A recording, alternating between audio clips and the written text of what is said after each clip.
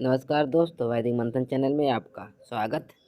आइए एक डिबेट और सुनते हैं सांजनी सर का। हाँ जी, प्रीत शर्मा बताएं क्या कहना चाहते हैं। सर मैंने ये प्रेजेंटेशन दी है अभी आपको, क्या ये आप देख पा रहे हैं? क्या है प्रेजेंटेशन में, बता सकते हैं? हाँ सर, इसमें मैंने अभी सर्च किया था गूगल पे कि वेद पुराने हम्म। हैं या फिर जो बौद्ध धर्म है, तो इसके अंदर आ रहा है कि वेद बहुत पुराने हैं, 2500 ईसा अच्छा। पूर्व से 1200 ईसा पूर्व। और जो सबूत भी बता रहा होगा। ये सर मैंने गूगल पे सर्च किया है, आप एक्चुअली तो आप आप देख अब सकते सर्च हैं। कीजिए कि क्या क्या एविडेंस है जिससे कि वो पुराना है। अच्छा, एविडेंस, ठीक है। क्योंकि कोई भी बात जो है ना, कोई कह देगा जी कि जी। सुपरमैन का जो जन्म हुआ था अन्य ग्रह पे, अन्य ग्रह से आया था, वो कितना पुराना है, तो कहेगा अन्य ग्रह इधर एलियंस की बात तो बहुत पुराना है। नहीं तो सर, कोई आप भी ठीक कह कह रहे हैं, देगा ना। मेन क्योंकि चीज मैंने तो एक चीज एविडेंस देखी। है ना, मैंने एविडेंस है। मैंने जब एक चीज देखी एविडेंस थी आप सर। खोजेंगे तब पता जी जी चलेगा। सर, इसमें हम्म। लिखा हुआ है कि वेद जिन्हें ऋग्वेद, यजुर्वेद, सामवेद और अथर्ववेद इनको माना जाता है, तो इनकी रचना गौतम बुद्ध से पहले की गई है, सिर्फ इतना है। और इसके बाद हम्म। सबूत तो कोई ये दिखा नहीं रहा एक्चुअली में। देखिए, बोल दिया कि रचना की गई है। अब बताइए, सबूत दे नहीं रहा है लेकिन उसको पता है कि रचना की गई है। मैं भी हाँ आपसे हाँ। इसी तरह से एक गप हाँकूं शर्मा कि जी आपका जी ये जो प्रीत शर्मा नाम है, आप जो है जी 1 अरब 96 करोड़ साल पुराने हैं। जी जी। तो आप मान हाँ, लेंगे? नहीं नहीं, बोलने से बिल्कुल ठीक है। बोलने से तो कुछ भी बोला जा सकता है, सब चवन्नी के हम्म। हजार मिलते हैं, सही बात है, मैं मेन समझता खेल हूँ। तो सबूत का है ना। वैसे मैंने देखा था सर, मैंने आपकी पहली डिबेट भी देखी और मैं काफी प्रभावित हूँ आपसे। और जैसे कि हम्म। मैंने बौद्ध धर्म के बारे में पढ़ा है, तो मैंने गूगल पे सर्च किया कि सबसे पुरानी मैन्युस्क्रिप्ट कौन सी है, तो वो गिलगित आई मुझे, और मुझे लगता है वो बौद्ध धर्म से ही संबंधित है ना। बुद्धिस्ट का ही है। ब्राह्मणों का लिखा बुद्धिस्ट। हुआ आज तक कुछ है ही नहीं। हाँ, वो बुद्धिस्ट का ही है, वो बिल्कुल नहीं, वो सही लगा अच्छा मुझे। प्रीत शर्मा, एक बात बताइए, कोई नई टेक्नोलॉजी आएगी तो बुद्धिजीवी वर्ग इस्तेमाल करेगा, या जो जो बेकार जीवी वर्ग है वो याद करे, वो इस्तेमाल करेगा? नहीं कौन नहीं, सबसे पहले इस्तेमाल करता है? बुद्धिजीवी ही करते हैं मुझे लगता है, क्योंकि वही जानते हैं सबसे पहले उसको इस्तेमाल। लेटेस्ट टेक्नोलॉजी बुद्धिजीवी वर्ग इस्तेमाल करता है, फिर आम आदमी वर्ग इस्तेमाल करता है। यही होता हाँ, है ना। क्योंकि उन्हीं को अच्छे से कर कंप्यूटर, वही अच्छे से कर पाएंगे इन चीजों को। कंप्यूटर वही खोजता है, वही इन्वेंशन करता है, जी यही होता है ना। जी तो जी, आप बिल्कुल। बता दीजिए कि ब्राह्मणों का वेद तो बहुत पुराना है, लेकिन लिखावट पढ़ावट वो लोग करते थे जो कॉमन लोग थे। लिखने की टेक्नोलॉजी आ गई तो सिंधु घाटी सभ्यता लिख रही थी, मेसोपोटामिया इजिप्ट लिख रहा था, मौर्यंस लिख रहे थे, बुद्धिस्ट लिख रहे थे, लेकिन ब्राह्मण उस टेक्नोलॉजी का इस्तेमाल ही नहीं किया। लेकिन जैसे ऐसा सर हो ना ये सकता है कि कोई लिखने की टेक्नोलॉजी, कोई भी नई टेक्नोलॉजी है और ब्राह्मण इस्तेमाल ना करे? अंग्रेज जी, आए थे तो लिखने पढ़ने का काम का ठेका किसने लिया था? हम ही लोगों का था सर। मुगल आए थे तो मुगलों का बही खाता लिखने का ठेका किसने लिया था? किताब लिखने का, गाना लिखने का, ये सब ठेका किसने ब्राह्मणों लिया था? ने, तो जब ब्राह्मणों ने लिया। जब भी कोई बाहर से आया तो उनका सारा काम ब्राह्मण कर रहा था, लिख पढ़ सारा काम कर रहा था। तो जब बिल्कुल भारत बिल्कुल। में बुद्धिज्म की सभ्यता थी तब ब्राह्मण अनपढ़ बना हुआ था, ऐसा कैसे हो सकता है? मुझे लगता है आपकी बात में लॉजिक तो है, देखिए बिल्कुल सही कह रहे हैं आप। अगर ब्राह्मण था तो ऑफ कोर्स लिखता ही लिखता, वो लेटेस्ट टेक्नोलॉजी कैसे छोड़ सकता था कि जहां सब लोग लिख रहे हैं। मान लीजिए आज की डेट में सब स्कूल जाते हैं, कोई जी जी, व्यक्ति जो है कहे कि हम स्कूल तो चलाते हैं लेकिन लिखाना नहीं सीखते हैं भाई। बिल्कुल बिल्कुल। अच्छा सर, एक मदरसा में भी लिखना चीज। सिखाता है ना। कोई कहे कि नहीं जी। हम चलाते तो थे पैरेलल में गुरुकुल, लेकिन हम लिखना नहीं सिखाते थे। नई अच्छा टेक्नोलॉजी से सर, दिक्कत, वो मुंह में गपोड़ते थे। एक छोटी जानकारी लेनी थी, मतलब वो मुझे थोड़ा सा लगता भी है कि ये हमारे धर्म में गलत, हालांकि और भी चीजें हो सकती हैं गलत, लेकिन वो तो मुझे हम्म। गलत ही लगता है। जैसे गीता में लिखा है कि हमारी जो आत्मा है वो अमर है, अजर है, ठीक है, हम्म। उसको न, ये लिखा है कोई भी शस्त्र अस्त्र उसको कुछ भी कोई भी बिगाड़ नहीं सकता है, कि ऐसे ही है ना सर? तो चैप्टर इसके 2 में। आगे, हाँ हाँ ठीक है, इसके आगे मुझे ऐसा लगता है कि पता नहीं ये चीजें गलत क्यों है, क्योंकि ऐसे बोलते हैं ना कि मरने के बाद जब आत्मा ऊपर जाती है वहां स्वर्ग और नरक होता है, ठीक है, और नरक में जाते हैं अगर आपने गलत काम किए होते हैं, नरक में जाते हैं, ठीक। और नरक में आपको यातनाएं दी जाती है, मतलब यमराज के द्वारा या उनके दूतों के द्वारा। तो मुझे ये समझ में नहीं आता कि यमराज जो यातनाएं दे रहा है वो तो आत्मा को दे रहा है, क्योंकि शरीर तो नीचे रह गया है। तो अगर वो आत्मा को दे रहा है तो फिर गीता में लिखी बात गलत हो गई, क्योंकि वहां लिखा हुआ है कि आत्मा को कोई भी कुछ नहीं बिगाड़ सकता। तो वहां से मुझे लगने लगा कि कुछ तो गड़बड़ है शायद, तो वहां से मुझे लगने लगा कि हाँ चीज, कि हमारे धर्म में मतलब कुछ तो गड़बड़ है यहाँ पे, क्योंकि दोनों चीजें एक दूसरे से मेल नहीं खा रही। देखिए जी देखिए, एक बात समझिए, भारत में जैसे इस्लाम घुसा, तो इस्लाम घुसने से इफेक्ट क्या हुआ कि ब्रह्मनिज्म ने भारत की एग्जिस्टिंग बुद्धिस्ट फिलॉसफी को जी। इस्लाम की फिलॉसफी के साथ कंबाइंड करके एक जी, नया जी। धर्म बनाने की कोशिश की ब्रह्मनिज्म। और नतीजा ये हुआ कि खिचड़ी बन गई। उनके यहाँ क्या कहानी थी जी, कि मरने के बाद से अल्लाह जो है रूह को सजा देगा। ठीक है। जी, जी, जी। हूरें भी तो रूह को ही न मिलेंगी, शरीर तो हाँ, जमीन में ही वो हो जाएगा, जमींदोज हो जाएगा। जी, जी, जी, जहन्नुम में आग से वही झोंकेगा, है जी, ना। अल्लाह तो जी। ऊपर जो है सबसे बड़ा क्या बोले का बन के बैठा हुआ है, पूरा फैक्ट्री लेके चलाता है। ये जी, आदमी आएगा तो इसको जहन्नुम में झोंकना है, कोयला वोयला गरमा के रखे रहता है, हमेशा एकदम ताप रहता है। पता नहीं अब एलपीजी लेके जाता है कि नहीं इस्तेमाल करता है कि अभी भी कोयला ही खदकाता है। हो जी, सकता है कि थोड़ा सा भारतीयों से मतलब भारतीय बोल रहे हैं, इंसानों जी, से सीख लिया हो कि यार अब एलपीजी टेक्नोलॉजी यूज कर लेते हैं, कब तक कोयला से भट्ठा गर्म करते रहेंगे। जी, जी, तो बिल्कुल। अब बताइए कि जो यहाँ का जो है ब्रह्मनिज्म जब जी, देखा तो उसने जी। कॉपी पेस्ट मार लिया कि भैया तुम मरोगे ना तो हमारा भी जो ऊपर है भगवान वो खौलता हुआ गर्म तेल के कौड़ाहे में तुमको डाल के पकाएगा, ठीक है। हाँ, वो लॉजिक तो मुझे समझ में नहीं आता है कि जब हमारा शरीर ही नीचे रह गया और आत्मा को गीता में सीधा-सीधा बोला गया है कि उसका कोई कुछ नहीं बिगाड़ सकता, कोई अस्त्र, कोई शस्त्र, और फिर वो आत्मा ऊपर जा रही है, ठीक? उसको फिर तड़पाया जा रहा है। मुझे कैसे तो दोनों बातें विरोधाभासी लगती है ना, तो वहाँ से मुझे लगने लगा कि कुछ तो है गड़बड़, इन्हें इन्हें सुधारा जाना चाहिए मेरे हिसाब से। तो ये सब बातें कहाँ से आती हैं? वहीं से आती है ना, जब आप जो है दो अलग अलग धर्मों का, अलग अलग जी, विचारों का कॉपी पेस्ट करके नया धर्म बनाओगे तो ना आप जी, इधर के रहोगे ना उधर के। एक बिल्कुल, गरुड़ बिल्कुल। पुराण में आपको जी, रौरव नरक के बारे में बताया गया है। रौरव जी। नरक जानते हैं क्या होता है? नहीं, नहीं, नहीं, इतना नहीं पता है मुझे, बता हाँ, वो दीजिए। बहुत सारे 16 तरह के नरक होते हैं। अच्छा, मनुस्मृति में लिखा है, मनुस्मृति में कि अगर आप ना आपके यहाँ कोई अगर किसी का मर जी, गया और आप जी, जो है उसका श्राद्ध करवा रहे हैं, गलती से किसी दूसरे ब्राह्मण को बुला लिए जिसको वेद नहीं आता है जी, जी, और उससे श्राद्ध करवा लिए, तो पता है क्या होगा?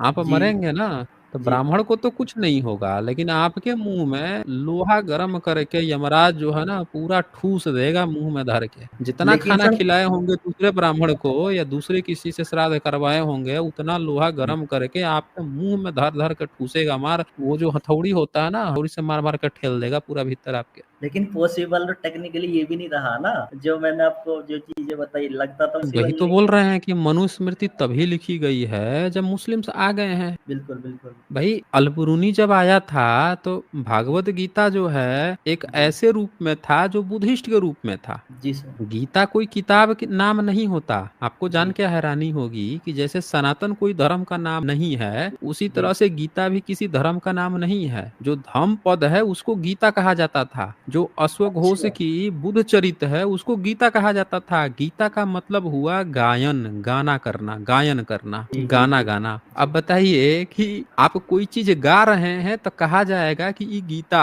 गीता कर रहे हैं, ये गायन हाँ, कर ये रहे हैं गीत उसका। गीत गीत गा रहे हैं, गीता से वहाँ से आया गीत गीत गा गा रहे रहे हैं। हैं, गान जी, कर जी, रहे हैं, तो जी। बताइए वो किताब का नाम कैसे हो जाएगा? तो इन ठीक मूर्खों है। के पास आप ध्यान से देखेंगे तो ये जितने भी आपके मूर्खाधिराज लोग हैं, इनके किताब का नाम नहीं है, धर्म का नाम नहीं है। वेद, वेद का मतलब क्या होता है? अनुभूति, अनुभव होना, ठीक है। तो इन्होंने अनुभव, आप ध्यान से सुनिए ना, मैं आपकी मूर्खता की जी, पूरी जी। पोल कैसे खोलता हूँ। जी, तो ब्राह्मणों ने अपने मूर्खतापूर्ण बातों का नाम ही रख दिया ज्ञान, जी, मतलब वेद रख दिया। जी, और वेद एक गुणवाचक शब्द है, न कि संज्ञा सूचक। उसका मतलब जी। अनुभूति होता है, अनुभव होना जी, होता है, या फिर ज्ञान होता है। अब बताइए कि वो ज्ञान की किताब कैसे हो सकती है जिसमें जजमान की स्त्री के साथ घोड़े का सहयोग करवाया जा रहा है, समागम करवाया जा रहा है अश्वमेध यज्ञ में। मैंने वो आपकी वीडियो में ही देखा था। अब दूसरे बात सुनिए, जी, दूसरा इन्होंने किताब का नाम रखा गीता। जी, भाई गीता जो है, गीता मतलब गायन होता है, गुणवाचक शब्द है, वो आपकी किताब का नाम कैसे हो गया? बिल्कुल। तीसरा इन्होंने नाम रखा पुराण। अब बताइए पुराण तो मतलब होता है पुराना, बिल्कुल, जिसमें बिल्कुल। अंग्रेजों की चर्चा है, उस किताब का नाम रख दिया पुराण, यानी सबसे पुराना। पुराना है भाई, सबसे पुराना। अब बताइए पुराना किसी किताब का नाम कैसे हो? तो बिल्कुल आपके सही ये कह रहे हैं। जितने भी गपोलेबाज हैं, इनसे पूछिए पूछिए आपके धर्म का नाम है तो कहेगा पहले हिंदू, अब तो सनातन कह रहा है। सनातन कोई धर्म का नाम नहीं होता, वो भी गुणवाचक शब्द है। वैसे तो सर मैंने आपका ना सुना है कोई हिंदू। धर्म ग्रंथ है, सुनिए जी मेरी बात, जी। आपका ना कोई धर्म ग्रंथ है ना आपका कोई धर्म है। आप सब लोगों के काट रहे हैं कैपिटल सी, इसीलिए इस तरह की प्रॉब्लम आ रही है। समझ रहे ना? अगर सही सही एक्सेप्ट कर लें कि भारत का धर्म बुद्ध धर्म है, यहाँ की किताबें त्रिपिटक हैं, यहाँ की किताबें कहानियां जातक कथाएं हैं, सारे सत्य को एक्सेप्ट कर लें और आप ये मान लें कि आप इसमें सिर्फ इसलिए घुसे हैं क्योंकि आपका चून जो है आपकी जीविका है, भीख मांग के खाना आपकी जीविका है। जब ये चीज एक्सेप्ट कर लेंगे तो आपकी प्रॉब्लम सॉल्व हो जाएगी, भारत के इतिहास की प्रॉब्लम सॉल्व हो जाएगी। लेकिन आप लेकिन यहाँ सर सारी जैसे प्रॉब्लम चीजें इसलिए आगे खड़ी बढ़ती है कि जा आप रही, अपने जीविका के लिए झूठ बोले जा रहे हैं। हाँ बोलिए। लेकिन जैसे जैसे चीजें आगे बढ़ती जा रही है मुझे लगता है सुधार तो आ रहा है ना, तो ऐसे ही मुझे लगता है क्या कि बात कर रहे हैं आप? सुधार आ रहा है कि दिनों दिन कब्जा करते जा रहे हैं? आपने भारत की हजारों लाखों हेक्टेयर जमीन बुद्धिस्ट की हड़प के मंदिर बना के कब्जा करके बैठे हुए हैं। हजारों लाखों टन सोना आपने कब्जा करके बुद्धिस्ट का आपने कब्जा करके रखा हुआ है। देखिए आपने मतलब भारत के अगर बुद्धिस्ट की सारी संपत्ति ब्राह्मणों ने अवैध रूप से कब्जा करके बैठे हुए हैं। सब बुद्धिस्ट का है A to Z। कुछ चीजें तो हैं गलत जो कि सही हो जानी चाहिए, लेकिन मतलब अगर किसी एक दो ने गलती करी है उसके लिए आप सभी को जिम्मेदार ठहराना मुझे लगता है वो भी वही तो मैं बोल रहा हूँ प्रीत शर्मा। एक परशुराम जो है सारे ब्राह्मणों का बाप बन जाता है। कैसे? एक चाणक्य सारे ब्राह्मणों का बाप बन जाता है। वहां तो आपको नहीं दिखता है कि एक अकेला काल्पनिक चाणक्य है, एक काल्पनिक परशुराम है, वो सारे ब्राह्मणों का बाप कैसे हो सकता है? वहां तो नहीं दिक्कत है। और यहाँ एक पुजारी जो हजारों लाखों लोगों को पकड़ पकड़ के या चून ले रहा है, उसकी जब बात होती है तो देखिए सबके साथ मत जोड़िए उसको, वो अकेला उसको जोड़िए हैं, वहां अच्छा अकेला सर कर मैं देते हो जहाँ फायदा हो रहा है। अच्छा मैं सर आईएएस पीसीएस के लिए पढ़ रहा हूँ, तो उसके अंदर जब हम हम्म हिस्ट्री पढ़ते हैं हिस्ट्री में पहले हम्म वैदिक पीरियड पढ़ाते हैं, ठीक है, तो वैदिक पीरियड ठीक है, उसके बाद पढ़ाते हैं फिर हमें बुद्धिज्म पढ़ाते हैं, फिर जैनिज्म पढ़ाते हैं, ठीक है, तो सीरीज में वहाँ तो वैदिक पीरियड को पहले पढ़ाते हैं और पहले इसलिए पढ़ाते हैं क्योंकि वो पहले आया था, तो उसके बाद ठीक है, और यही क्रम आपको एनसीईआरटी में देखने को मिलेगा, तो उसके बारे में मतलब क्या वो क्रम भी सही नहीं है क्या सर? देखिए आपने कहा कि उसको पहले इसीलिए पढ़ाते हैं कि पहले आया था। मैंने आपसे क्या कहा? Evidence. Where is the evidence of? कहाँ है एविडेंस? अगर वो पहले पढ़ाया जाता है तो एविडेंस हमें दिखा दें। मैं यहाँ चैनल खोल के बैठा हूँ, आप तैयारी कर रहे हैं ना जी जी आईएएस जी की और पीसीएस की। आपका जी जो जी सब जी पढ़ाने वाला जो टीचर होगा उससे जी कहिएगा कि सर मेरी फी और आपके जैसे 15 बच्चों की फी मैं भर दूंगा, खाली उस टीचर से इसका आंसर दिलवा दीजिए कि बुद्ध से पहले वेद था या वैदिक काल था, इसका दिलवा दीजिए। आपके जैसे 15 बच्चों की फी का अरेंजमेंट मैं करवाऊंगा, करवा दीजिए, आप साबित करवा दीजिए उससे कि वेद और वैदिक काल जो है बुद्ध से पहले था। इनका सबूत तो सर इनके मतलब इसका पास एक मतलब ये रत्ती भर भी सबूत नहीं है। ब्राह्मण मतलब झूठ। भारत के ब्राह्मणों ने लगातार झूठ बोला है। क्या आज तक इन्होंने संस्कृत का सबूत दिया है? बुद्ध के समय या बुद्ध के बाद, सम्राट अशोक के समय या उसके बाद? और संस्कृत ही नहीं, संस्कृत में हाँ सर लिखा हुआ अशोक के वेद बाद या है, सर कोई धर्म अशोक के ग्रंथ। बाद है, अशोक के बाद क्या? समुद्रगुप्त हम्म थे, समुद्रगुप्त ने हाँ इलाहाबाद, समुद्रगुप्त थे तो। जी जी, इलाहाबाद के अंदर एक स्तंभ है जो अशोक का है, तो अशोक के स्तंभ पे ही हम्म समुद्रगुप्त के एक एक वो दरबारी थे, उनका नाम हरि सेन था शायद करके, ठीक है, ठीक उन्होंने है। लिखवाया था, ठीक है, और वो क्या संस्कृत लिखवाया था? भाषा की था, उन्होंने हम्म मैन्युस्क्रिप्ट लिखवाई थी अपनी,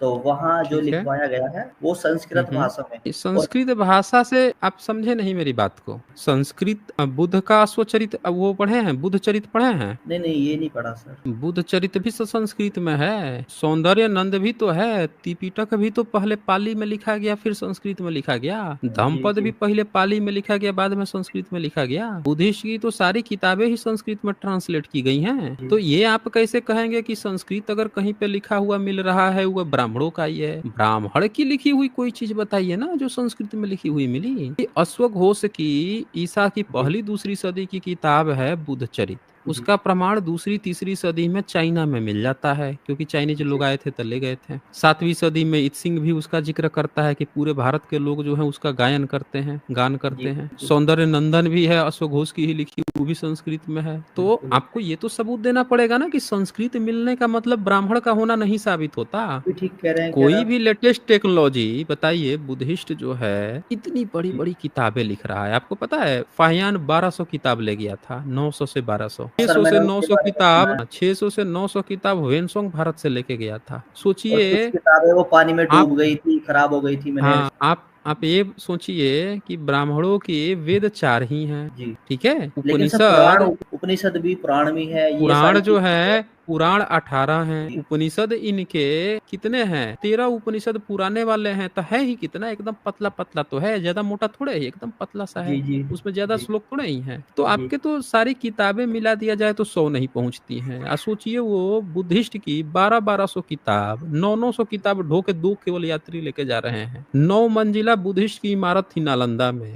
इतनी भयंकर किताबें, 10,000 किताब तो अभी तिब्बत में मिली है, वहां जो संग्रहालय मिला है। सोचिए बुद्धिस्ट लोग कितना पढ़ते लिखते थे, कितनी किताबें लिख मारे थे। तो ऐसे नालंदा समय से में सर जब मुझे बुद्धिस्ट एक इतना लिख रहे थे, इतना लिख रहे थे बुद्धिस्ट, और उस समय ब्राह्मण लिखने पढ़ता ही नहीं था, अनपढ़ बन के बैठा रहता था, उसकी नालंदन एक पे किताब एक नहीं पॉइंट मिली। और है सर, जो मुझे पूछना है आपसे।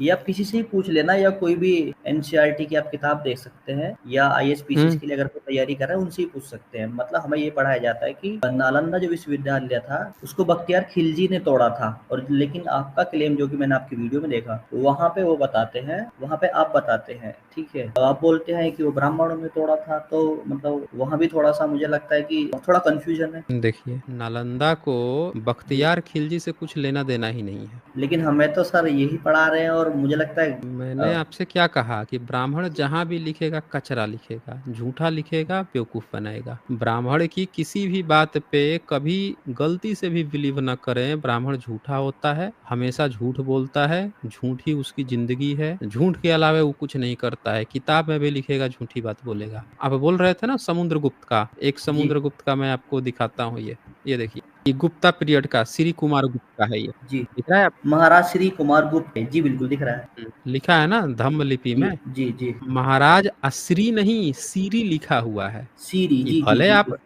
सीरी पाली में होता है, जी, लिखावट आपको कहने को तो दिख रही है कि भाई संस्कृत है, संस्कृत है गुप्ता पीरियड, लेकिन आप ध्यान से देखेंगे तो वो संस्कृत नहीं है, जी, वो पाली पाकित का डेवलपमेंट हो रहा है। जी, समझ रहे हैं? जी, बिल्कुल। तो ये तो बुद्धा की मूर्ति है ना, किसकी मूर्ति है? जी, हाथ बुद्धा की जी मुद्रा। की लग रही है। हाँ, मतलब है तो ये श्री कुमार गुप्त जी। बुद्धिस्ट हैं ये।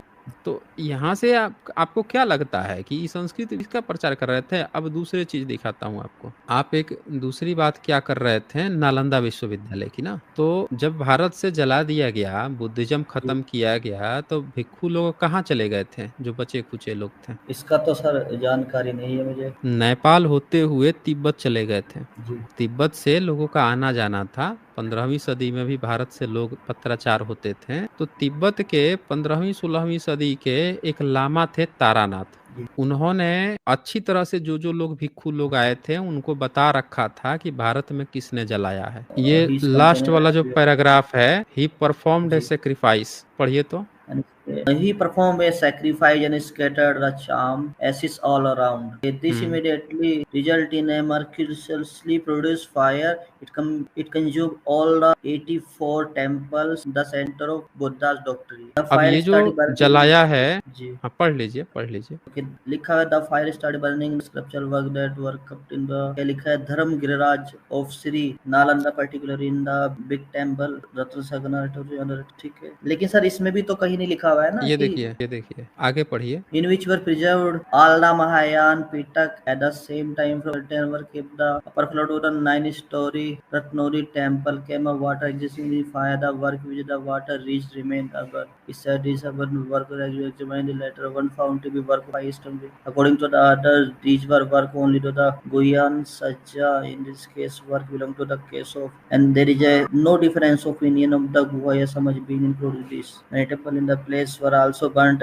Two लिखा है ऋतिका अप्रेंडिंग पनीसी। अब ये देखिए कि ये जो दो तीर्थिका थे, जी, ठीक है, ये जो दो तीर्थिका थे जिन्होंने इसको जलाया था, ये ऊपर जी, लिखा हुआ है ना कि यही दो तीर्थिका थे। ये देखिए ऊपर, Kaku Siddha ji, minister of the king, दिख रहा है? जी, उसके बिल्कुल। तीसरी लाइन नीचे, at that time two beggars with tirthika views came to beg, भीख मांगने आए थे। तो जी, जी, ब्राह्मणों जी, की जीविका तो भीख ही मांगना होती है ना। और यही दोनों जो हैं गुस्सा के बाद में यज्ञ करके उसके आग से जलाए थे। तो ये तीर्थिका जो है कौन होते हैं? आपको क्या लगता है कि तीर्थिका जो यज्ञ कर रहा है ये कौन लोग होते हैं? ब्राह्मण ही होते हैं सर। तीर्थिका का आप अपने डिक्शनरी में खोज लीजिए, तीर्थिका ब्राह्मण को ही कहा जाता है। जी वो और मुझे पता है इसके सर। बाद से सिम्पा खान 18वीं सदी के लामा उन्होंने साफ साफ लिख दिया है कि भैया ये ब्राह्मण ने जलाया है, अच्छा ब्राह्मणों सर, ने जलाया है। इसीलिए मुझे भी दिखाना था सर, मैं सर्च कर रहा दिखाइए। था। यहाँ देखिए, मैंने गूगल पे सर्च किया है और यहाँ हम्म आप देखिए, नालंदा विश्वविद्यालय को हम्म तुर्क अफगान सेनापति बख्तियार खिलजी ने 12वीं शताब्दी हम्म में नष्ट कर दिया था। ठीक है, और देखिए सबूत। ऐसा नहीं, ये देखिए ये सर इसके ऊपर देखिए क्वेश्चन भी आया हुआ है। देखिए ये सर टेक्स्ट बुक है, ये ना इसके ऊपर हम्म सारे क्वेश्चन प्रीवियस ईयर रहे हैं। ठीक है, ये देखिए सबूत नहीं, सर, इसको मतलब सबूत नहीं टीचर ना ने कहते हमें, हैं। टीचर ने मेरी आया बात, देखिए बीपीएससी तो बीपीएससी के मैं आपसे एग्जाम क्या में कहता हूँ कि ब्राह्मण जब भी पढ़ाएगा झूठ पढ़ाएगा, जब भी मुंह खोलेगा झूठ बोलेगा। आप वही चीज दिखा रहे हैं जो वो कर रहा है, आप सबूत की बात नहीं ना कर रहे हैं। ब्राह्मण का झूठ पता है कब पकड़ा जाता है? जब जी आपसे ना सबूत पे चर्चा कीजिए कि ये सबूत कहाँ है। मैं कहता हूँ कि जब ब्राह्मण ने अपनी किताब में कहीं लिखा है कि बख्तियार खिलजी ने नालंदा जलाया था? नहीं सर, बोलिए। ऐसा तो मुझे पता नहीं है। ठीक से पता लगाइए ना कि जो जी ब्राह्मण है उसने कहीं भी लिखा है ये बात कि मुस्लिम्स ने नालंदा जलाया था अपनी किताब में, या नालंदा का कहीं भी जिक्र किया है? नहीं सर, ऐसा तो नहीं है, लेकिन ये जो मैंने आपको हम्म, लिखा है ना, ये बाकायदा बीपीएससी के एग्जाम में आया हुआ है, तो तो एग्जाम हम में तो आया वही हुआ कह है रहे तो हैं ना तभी कि लिखा है। ब्राह्मण जहां भी एजुकेशन सिस्टम में रहेगा वो झूठा पढ़ाएगा। आप जब भी बात कीजिए ना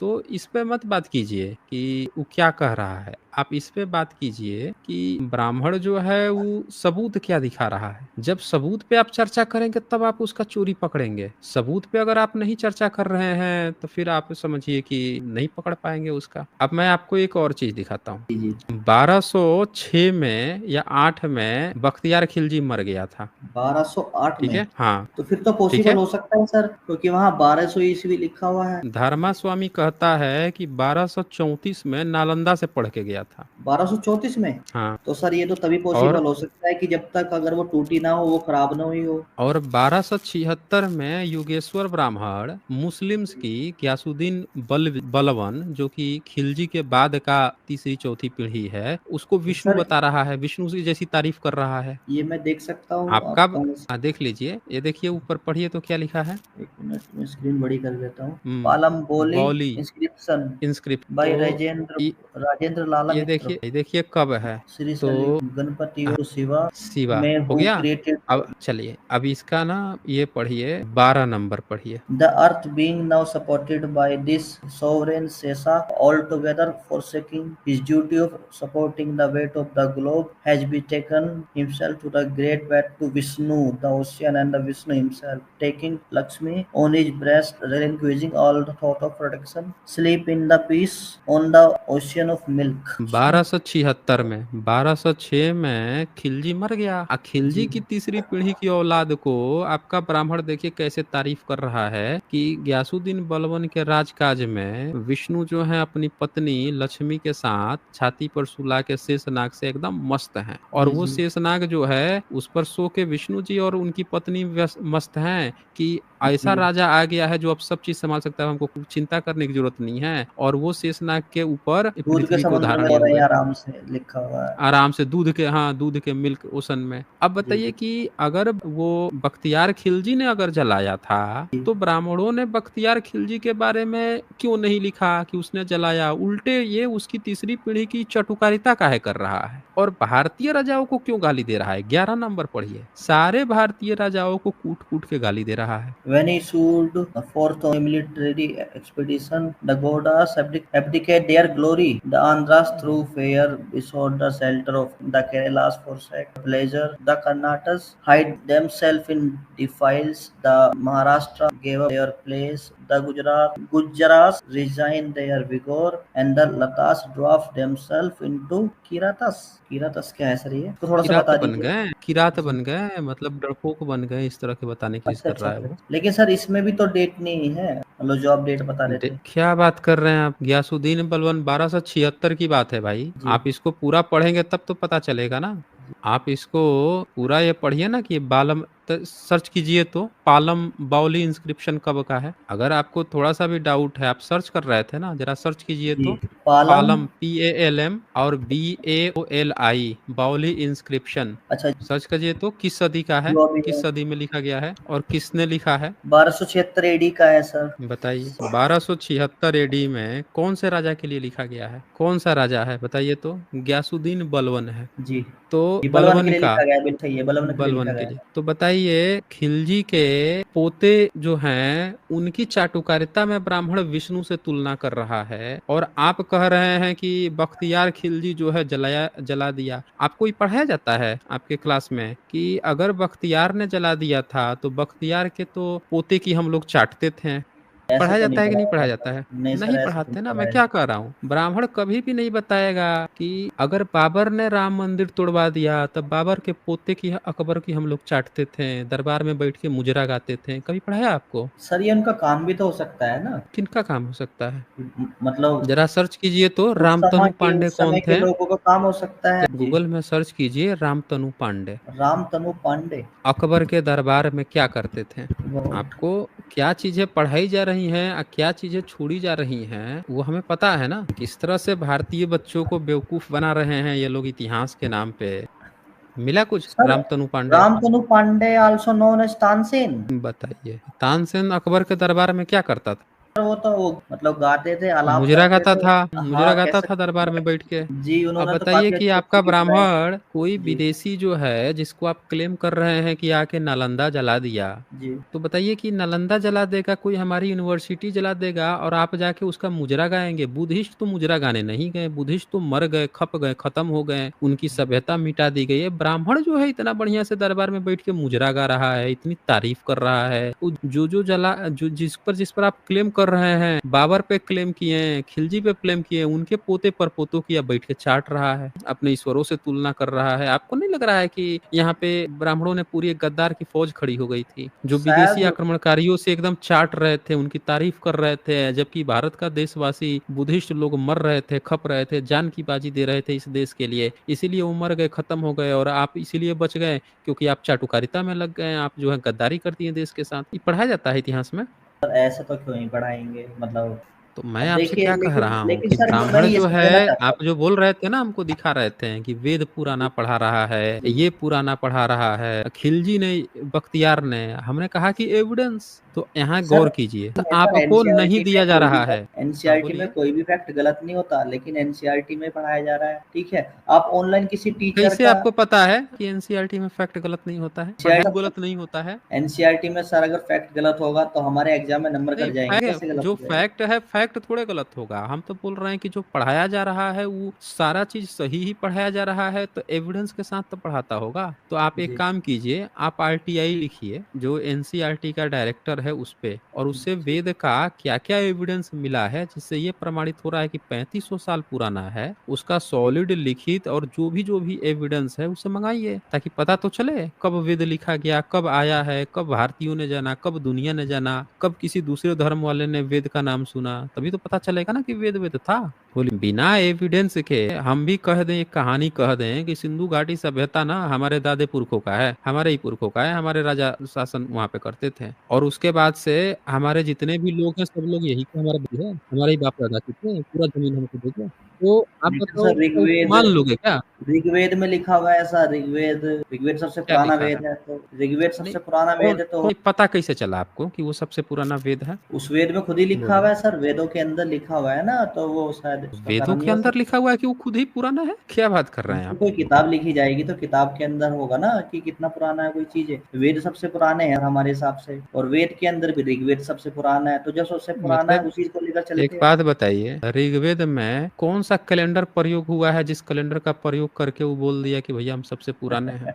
बताइए। ये तो है सर, बिल्कुल ऐसा तो हम्म। कुछ है नहीं, लेकिन ऐसे मतलब हाँ सही कह रहे हैं आप, ऐसा तो कुछ नहीं है एक्चुअली में, मतलब कोई कैलेंडर तो नहीं हुआ होगा। खैर मैंने पढ़े नहीं है, लेकिन बिल्कुल नहीं हुआ होगा सर, आपने पढ़े होंगे, मतलब पढ़े क्या होंगे, आपने पढ़े हैं तो मुझे ये लगता, आपने बोला तो सही है। देखिए, आपके जब आप पढ़ेंगे ध्यान से ना, जी तब आपको पता चलेगा कि आपको क्या क्या झूठी बातें पढ़ा रहा है ब्राह्मण। आप नहीं पढ़े हैं तो आपको जो पढ़ा दिया गया है आप उसको जस्टिफाई कर रहे हैं। मैं आपसे क्या कह रहा हूँ कि आप जस्टिफाई मत कीजिए, आप जी जाके उनसे सबूत मांगिए कि कि भैया कौन कौन से सबूत हैं जिसके आधार पर तुम इसको पुराना बता रहे हो, और जिसको तुम सबूत मान रहे हो क्या वो इतने सॉलिड है जिसके आधार पर हम इसको मान ले पुराना। क्या ऋग्वेद में बुध का 76 जगह पे जिक्र होना, स्तूप शब्द 4 जगह पे लिखा होना सिर्फ ऋग्वेद में, हम कैसे मान ले इसको पुराना। आप जाइए सर्च कीजिए और सर्च करके अच्छे से पूरे डिटेल्स में आइएगा, फिर हमसे चर्चा, आप एविडेंस पे अगली बार चर्चा कीजिएगा। आज तो आपने चर्चा किया कि सिर्फ